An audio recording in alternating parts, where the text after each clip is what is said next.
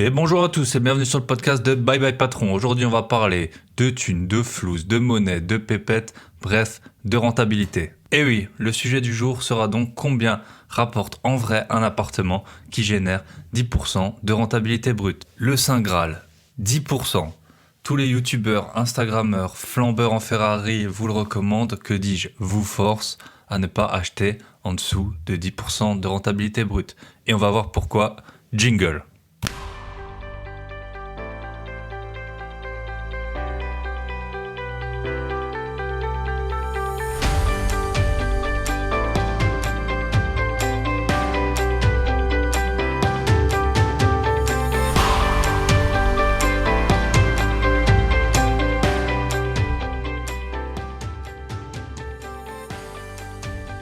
Quand on vous recommande 10% de rentabilité brute, c'est pas pour rien.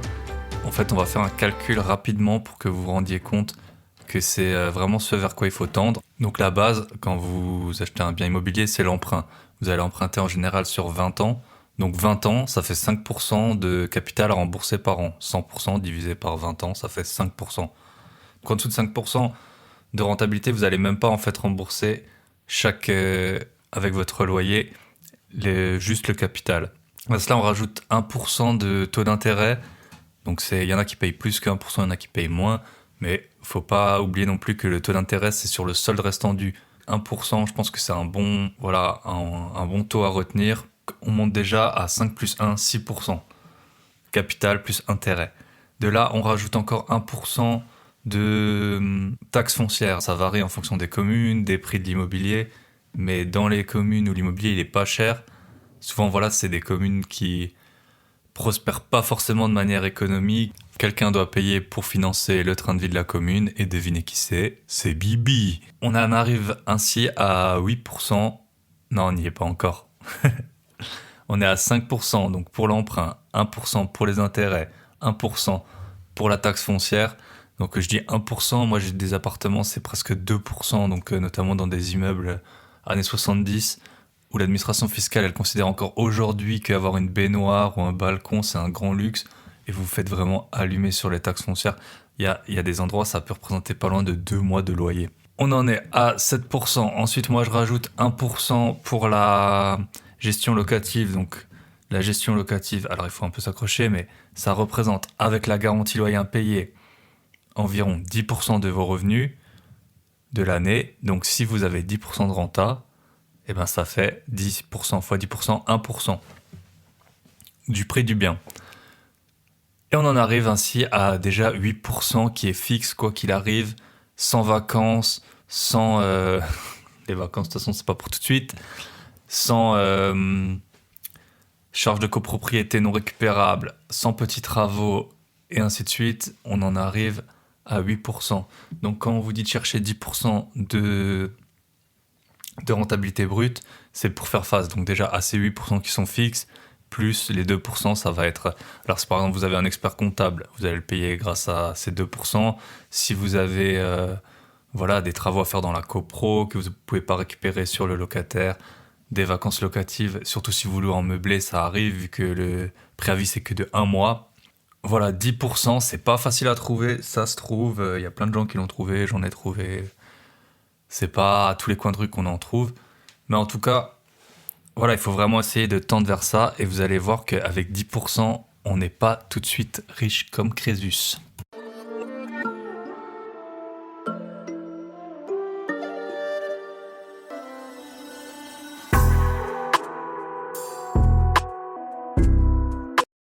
Et pour illustrer mes propos, je vais prendre 2 exemples d'appartements que j'ai la chance, l'honneur et la joie de posséder, qui dégagent environ une rentabilité brute de 10%. Alors pour démarrer, on va déjà... alors chacun, c'est un peu comme les recettes de sauce tomate, chacun a sa propre formule magique de la rentabilité. Pour moi, la rentabilité brute, c'est le loyer x 12 mois, le loyer hors charge, divisé par le prix d'achat plus les frais de notaire plus les travaux que vous avez faits au départ. Donc je répète, pour le numérateur, j'espère que je me trompe pas, vous prenez le loyer hors charge, si c'est 500 € par mois, ça fait 6 000 € par an, Et pour le dénominateur, là vous prenez le prix d'achat, vous rajoutez le notaire, donc environ 10%, et les travaux éventuels que vous avez eu à faire.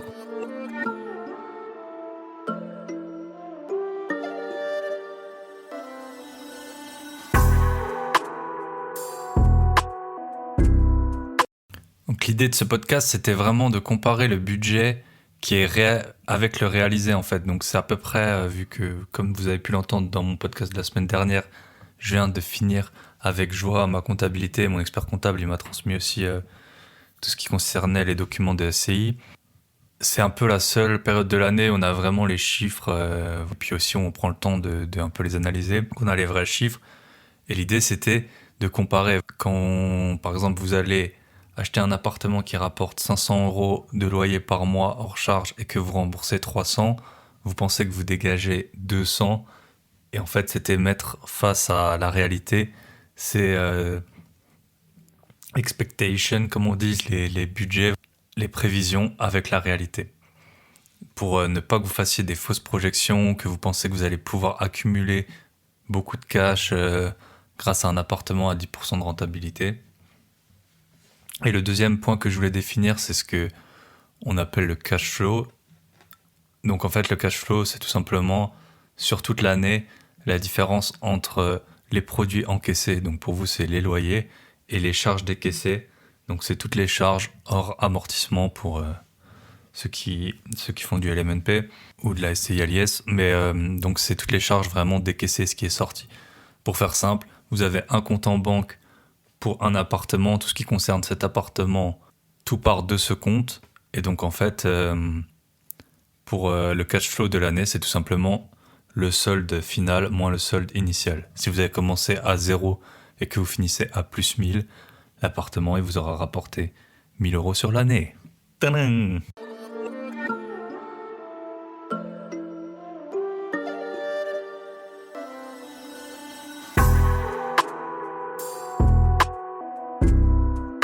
Et oui, j'ai décidé de mettre un peu plus de jingle aujourd'hui. Je me suis dit, vu qu'on parle beaucoup de chiffres, ça va être peut-être un peu compliqué à suivre. Et grâce au jingle, ça vous laisse le temps de reprendre vos esprits. Premier appartement, donc c'est un appartement que j'ai dans un petit immeuble, donc c'est souvent ce qui est recherché par les investisseurs. Appartement LMNP, prix d'achat 54 000 € hors frais de notaire. Donc on est aux alentours de 60 000 € avec le notaire. C'est un appartement que je loue 500 € par mois, plus 30 € de charge. Donc si on fait les calculs, 500 x 12, ça fait 6 000, je vous l'ai déjà dit. Divisé par 60 000, on est bien aux 10% de rentabilité.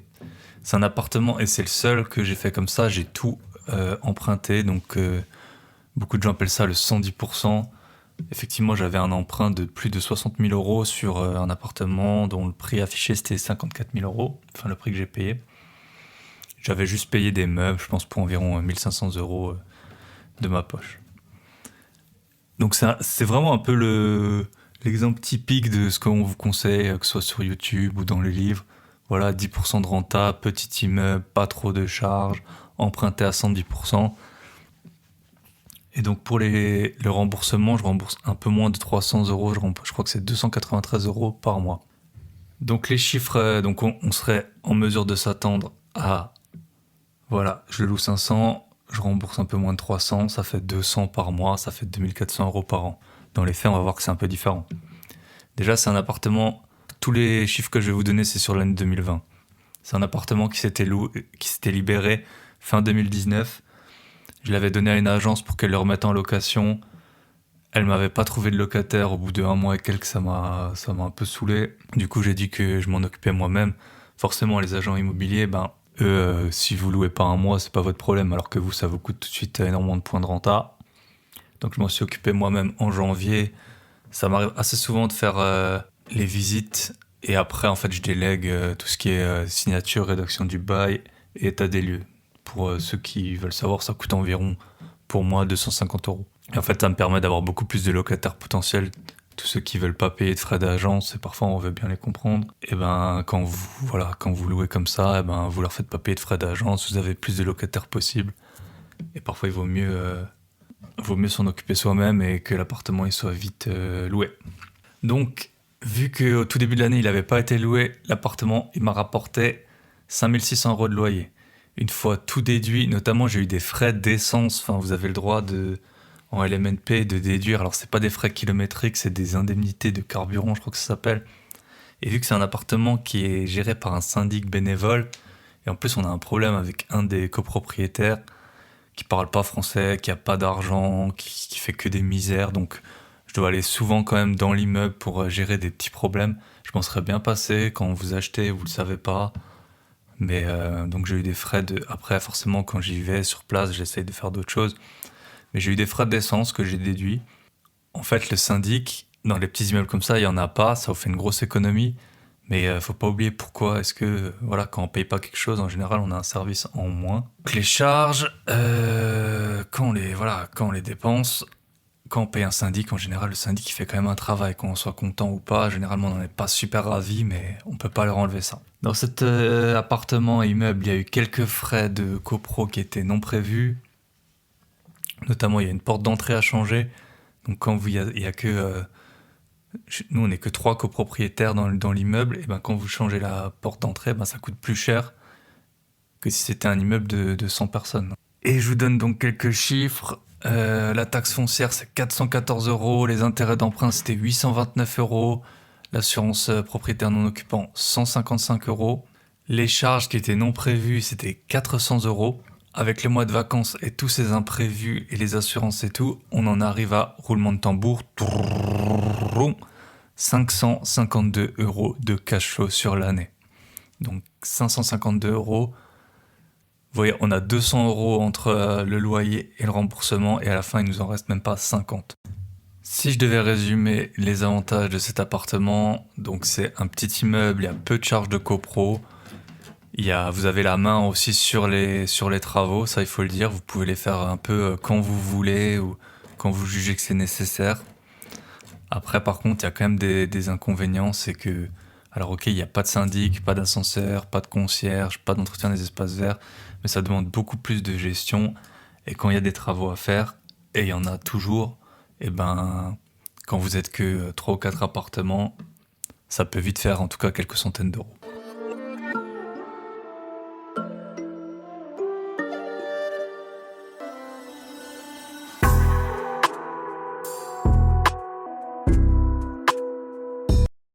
Deuxième appartement qui est complètement différent du premier dont on vient de parler, c'est un appartement dans un immeuble des années 1970. Pour ceux qui font des recherches, qui sont investisseurs, vous savez les problèmes qu'il y a dans ces immeubles, c'est souvent les charges qui peuvent être assez élevées et aussi les taxes foncières qui sont vraiment abusées. De ce que j'en sais, comme je vous l'ai dit précédemment, les barèmes des taxes foncières, ils datent des années 1970. Et en fait, il y a une sorte de barème de luxe qui fait que ces taxes foncières, elles sont plus ou moins élevées. Donc, entre les deux appartements dont je viens de vous parler, il y en a un, il a 414 € de taxes foncières, celui qui est dans un petit immeuble, et l'autre, il a dans les 800 €, alors que c'est des appartements de taille équivalente. Et bon, le standing, un a un balcon, l'autre n'en a pas, mais c'est à peu près la seule différence de standing entre les deux. Donc voilà, maintenant les immeubles qui ressemblent un peu à des bars HLM, et ben en fait elles ont plus de taxes foncières que même les immeubles tout récents. Donc parce que vous avez un ascenseur, c'est considéré comme du luxe, le chauffage collectif, je crois que même les baignoires, elles rajoutaient de la valeur. Si vous avez fait passer d'une baignoire à une douche, tant pis pour vous. C'est les mamies qui habitent encore dans ces appartes avec leur retraite mirobolante, comme on le sait, qui se tapent les taxes foncières tellement élevées, et les gens qui eux sont dans des immeubles plus récents ou alors des trucs un peu plus historiques avec du cachet qui les ont refaits, et ben eux ils bénéficient pas, enfin ils bénéficient plutôt de montants de taxes foncières qui sont avantageux. Donc le gros point positif de cet appartement, c'est que vraiment pendant toute l'année 2020, on n'en a jamais entendu parler. Il y a rien eu, même pas un coup de fil, même pas un courrier, même pas un SMS.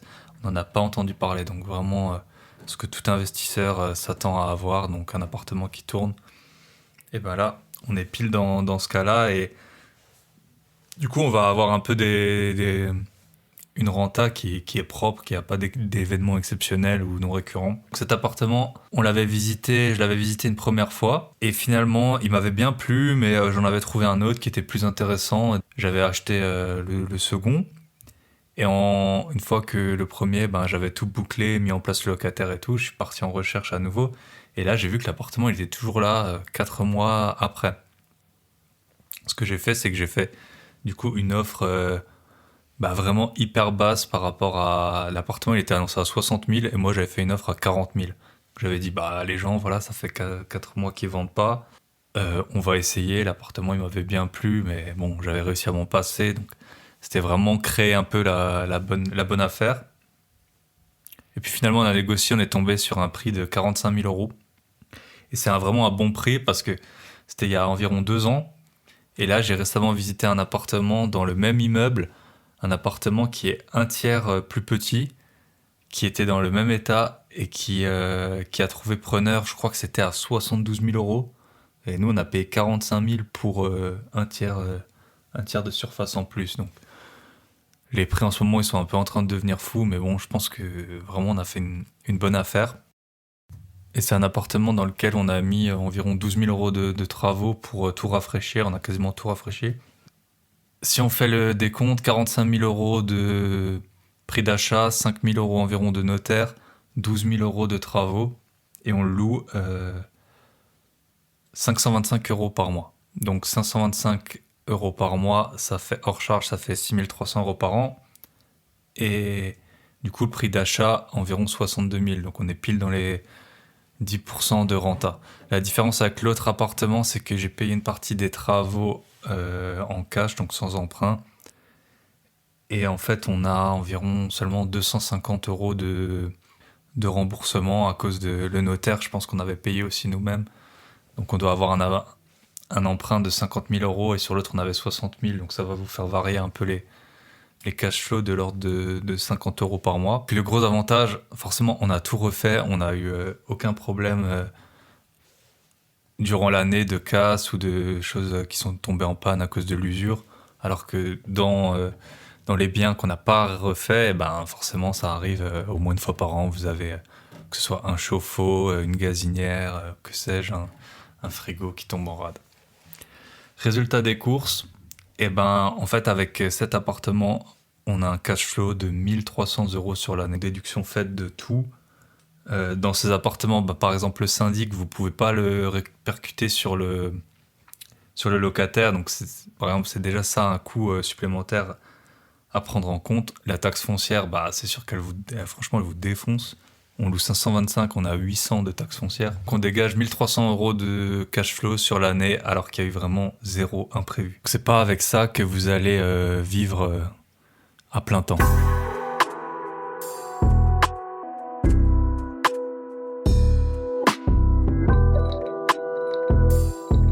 Dernière partie de ce podcast, en fait, je voulais faire un peu une synthèse et que vous gardiez espoir. C'est sûr qu'en voyant les chiffres là que je vous annonce, donc je vous rappelle à peu près 550 euros pour le premier appartement et 1300 pour le second, donc ça fait 1800 euros de cash flow avec 2 appartements sur 1 an. Ça doit faire 150 euros par mois. C'est pas avec ça que vous pouvez dire tout de suite bye bye patron. Alors pour vous donner cet espoir, je vais quand même faut prendre un peu tout en ligne de compte. Déjà, c'est pour chacun de ces appartements, j'ai remboursé plus de 2000 euros d'emprunt pendant l'année. Vous voyez, j'ai des appartements, j'ai des emprunts à environ 50-60 000 euros. Si vous divisez par 20, c'est ça, on rembourse entre 2 et 3 000 euros par an.